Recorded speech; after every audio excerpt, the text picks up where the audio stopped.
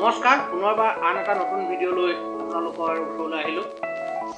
আজি এই ভিডিঅ'টোত মই আপোনালোকক দেখাম যে প্ৰযুক্তিগতভাৱে অসমৰ এগ্ৰিকালচাৰ ডিপাৰ্টমেণ্টটো কিমান আগবাঢ়িছে তাকে দেখুৱাবলৈ মই এই ভিডিঅ'টো বনাইছোঁ।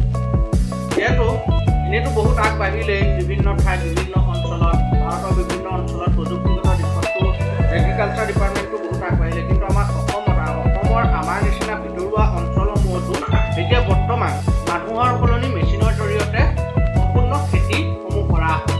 মাটি চহোৱাৰ পৰা আদি কৰি আপোনাৰ একেবাৰে ধান ৰোৱা, কটা আৰু ধান মৰালৈকে বৰ্তমান প্ৰযুক্তিগত কৌশলেৰে কৰা হয়।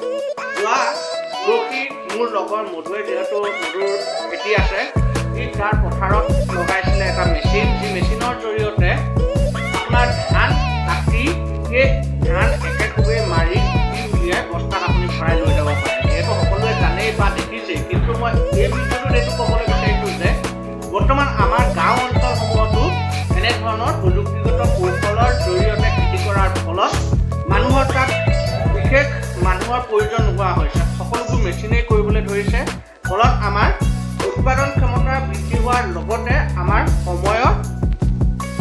সময় বিশেষ খৰচ হোৱা নাই আৰু কম সময়ৰ ভিতৰতে আমি কামসমূহ সম্পন্ন কৰিব পাৰিছোঁ। গতিকে এই ভিডিঅ'টোত দেখুৱাওঁ যে আমাৰ নিচিনা ভিতৰুৱা অঞ্চলতো যে প্ৰযুক্তিগত কৌশলত এগ্ৰিকালচাৰ ডিপাৰ্টমেণ্টটো আগবাঢ়িছে, তাকে দেখুৱাওঁ বুলি এই ভিডিঅ'টো বনালোঁ। গতিকে মোৰ আশা আপোনালোকে নিশ্চয় ভিডিঅ'টো ভাল পাব।